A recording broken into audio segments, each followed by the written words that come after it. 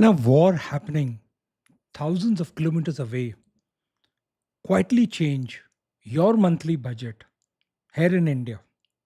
Are you concerned not just inflation, but what this war will impact us here in India? And how do we prepare for it? Is there a way out? The answer is yes. Watch till the end because today you may be enlightened with something. And perhaps more than most people realize. You're going to learn it today in the next 10 minutes. Over the years, I have noticed something very interesting.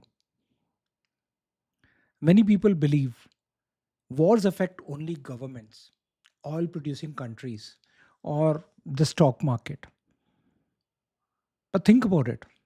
In reality, wars slowly enter ordinary homes.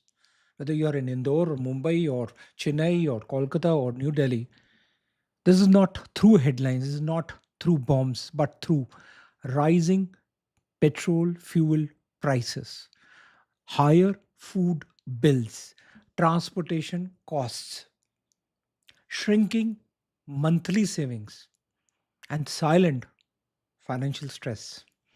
And that is exactly why I felt this conversation live today is important. Because if the Middle East conflict continues, even if Trump goes to China, and so many Indian families may be slowly beginning to feel the pressure in ways where perhaps they're not fully prepared for it. Here in metros, why, what is going to happen? We need to know for India. Let us understand the bigger picture first and then how you can prepare for it. So, number one is India imports a significant amount of crude oil from the Middle East, about 20 to 40%, which means whenever geopolitical tensions arise in an oil producing region, the impact eventually enters India through fuel prices, logistics cost, transportation expenses, imported inflation. I'll explain that, and rupee pressure. Five things are affecting. You don't know about it. And eventually, the cost of daily living starts rising on the other side. Now, here's the important point: inflation rarely arrives dramatically. The RBI may announce, or you may not notice in the headlines, it enters quietly. First, which we witnessed today, petrol, diesel, the fuel prices. Then comes the cab fares, the transportation cost. The cooking gas comes next. Then the food delivery cost increases. And then the school transport. Yeah, it's coming up. And then the groceries. You certainly see that there is a 5 or 10 or 15% surge. Then comes the household services, your maids, the helps, the driver, everybody. And before you realize, your monthly surplus actually starts going down, shrinking. Let me come to the second segment. How much could the cost rise? Let me know if this is practical. Put in the comments below. Now, based on historical geopolitical patterns and current macroeconomic behavior, if this remains elevated as elevated tensions continue for some more time, these are the approximate expenses which will increase every family and may every family may experience. Number one, fuel and transportation may increase by 8 to 15%. Number two, the cab fares and mobility services. About 10 to 18% is my guess. The air travel will increase by 10 to even 25%. You will see the prices increased. Third comes the groceries and the packaged foods. About 4 to 10% is my estimate. The fourth is the restaurant and the food delivery. About 5 to 12% increase you will see suddenly or gradually. Then the fifth is the construction and the maintenance costs. They will increase by another 6 to, I would say, 15%. Sixth is the school transport, about 5 to 12%. Seventh is the utility linked household services. Your maintenance and such services will increase by about 3% to 8%. And now let's come to individually. Third segment. These numbers may not sound alarming. You might say 3 to 5, 5 to 10 is okay. But look at it collectively. They quietly reshape an Indian family's cash flows. And you're not prepared. Third segment. Now, are the metro cities feel it faster than the tier 1 or tier 2 cities? Let me explain something very important. Not every city will feel this equally. The metropolitan cities like Delhi, NCR, Mumbai, Chennai, Calcutta, Hyderabad, and the bigger Bangalore may see it more quickly. And I would then add even cities like Pune will experience, all these will experience the higher pressure. Why? Because the urban lifestyle today are highly dependent on the fuel linked commuting, the app based conveniences, the premium services, eating out, subscriptions, logistics, logistics driven consumption, I would say. So let's take an estimate. A family spending 60,000 a month today may gradually require about 70 to 75,000 per month collectively, all these factors included, and just to maintain the same lifestyle quality. They're not upgrading. And often, this increase, the biggest increase, does not come from essentials alone.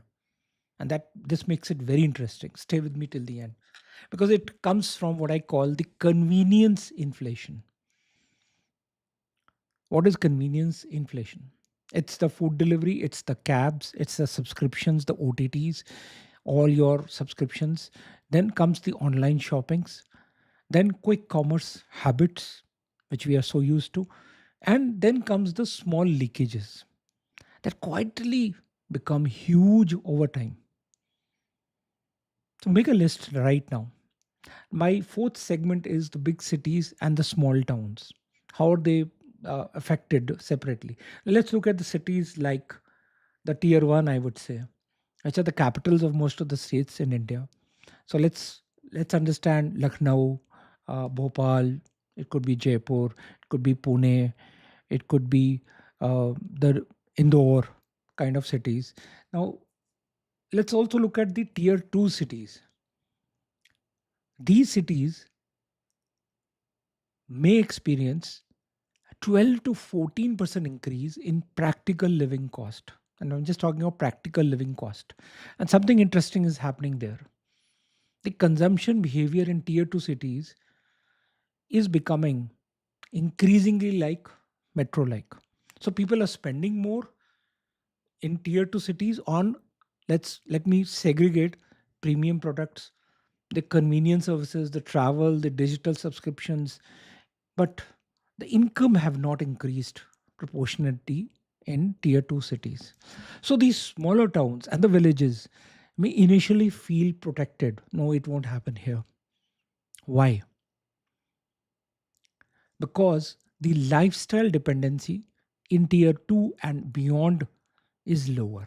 And eventually, but eventually, inflation enters through, again, the same thing, the transportation costs, the diesel link logistics, the packaged goods, and the food distribution. What does it indicate? What does it mean? So, even villages may experience, I would put it as 10 to 12% rise in practical household costs. And you'll see it even in villages. My fifth segment is the hidden inflation nobody notices and doesn't hit you. Now let me share one important observation with my counseling with various individuals and families. Most people think inflation means petrol prices which are announced, but in reality, it's not the announcement. The bigger problem is often hidden inflation. What is hidden inflation? It's the cash flow fatigue. This cash flow fatigue happens when one expense does not become huge. but hundreds of small expenses quietly rise together, unnoticed, something like the subscriptions, the eating out, or the convenience spending, and finally also the impulse buying. And if you have children, then the school costs increase. If you're staying in a multi-story or a gated community, then the maintenance charges will increase. The domestic travel increase. And suddenly people begin saying, we earn well. We do earn well. Then why does money suddenly feel insufficient? And that's an experience I have got in my, I've experienced it. And the offer answer is often not how, is not in how income. The answer is unstructured financial lives. So if you've not been structuring your financial lives, understand deeper. What should Indian families do now? Is the next question. So what should Indian families do actually? Should people panic? Absolutely not. And make a note now. But should people prepare? Definitely yes. Let me give you practical steps. Make a note. The step number one is review your monthly cash flows. Track, whether on paper or a diary or an Excel. Track your subscriptions, the food delivery, the online package leakages happening, the impulsive expenses. Track all these four. For a month or two, just do it. So many families will discover that 10 to 20% avoidable spendings can be clearly identified.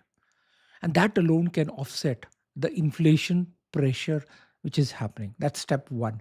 Step two is build larger emergency funds. So if you've not been doing it till now, create. This becomes very important in these times. And my practical recommendations are for metro families, 9 to 12 months of emergency reserve, keep it aside. For smaller cities, it could be 3 to 6 months or 6 to 9 months reserve, depending on the age and profession and salaried or an entrepreneur, which category you fall into, because uncertainty affects both income and expenses. The step three is now how do you control lifestyle expansion? Is that very important? Yes. Every salary increase should not automatically mean becoming a spending increase. So you need to understand that increase in salary. And in uncertain times, controlled lifestyle inflation matters the most. Spend consciously, not fearfully. And when this consciousness becomes over the fear, you are game on it. Step four, increase income alongside cost control. This is very important. A lot of people talk about various kinds of incomes. So, inflation cannot be solved only by cutting expenses. Eventually, income also needs to rise. For salaried or professionals, negotiate better compensation. Upskill, think of various upskill opportunities. Create a secondary or a third source of income and a passive income. Many urban professionals may need 10 to 15% higher net income now, simply just to maintain the current lifestyle quality as such. And for business owners and professionals and corporate who are running organizations, gradual fee revisions may become necessary, but always value driven and sensible increases. My segment 7, the biggest mistake people make during these uncertain times, when people often make emotional mistakes. And what to do? They stop SIPs, they panic and sell investments, they delay planning. Historically, these emotional reactions are often damaging your wealth creation more than inflation restrictions itself. This is why discipline matters. Number one, liquidity matters. Number two, somewhere you can pull out money to go over these times. Number three, planning matters. It's not haphazard. You planned for it because when emergency comes, you planned it. With all these points, put in your comments below. How do you think war may begin thousands of kilometers away, but inflation eventually reaches every household budget? It affects every household budget, small or big. And financial stability during uncertain times is rarely created by income alone. It is created through structure. It is created through liquidity. It is created through adaptability. And fourth is thoughtful financial planning. If these four are synchronizing with your thoughts, let me ask my final reflective question to you. Let me leave you with one important question. If your family expenses rise by 15% over the next 1 year, would your current financial structure comfortably absorb it? Think over it, come back. Or, second option, is this the right time to rethink your financial life? It's time to think and rethink. If you wish to restructure or you want to structure your financial life more thoughtfully and build clarity before uncertainty arrives, you may begin with understanding where you currently stand. Because financial planning is the real wealth. Financial planning is the real wealth. A plan is greater than a salary. And let me say, planning is the new earning. Thank you very much for being in this video. My name is CFP Taresh Bhatia, a certified financial planner. I'm the founder of the Richness Academy, and I'm an AMFI registered mutual fund distributor. This video was for educational and training purposes with no stock advice or investment tips. If you'd like to know more and you would like to forward this message to your friends, relatives who may be concerned with the war, inflation happening, forward this to them. Do put in the comments what you would like me to cover next. This was a live transmission on various social media and synchronized together today in the event of what's going to happen, war, inflation, and how Indian families can cope up with it. Thank you very much. If you want to know more, just visit tareshbhatia.com. It's given in the link. You want to read the entire content which I've put here, you can check out the description. I put a link of my LinkedIn newsletter. Subscribe to it because I've all these points I just put there also and you can read it. Thank you very much for being on this video. Thank you.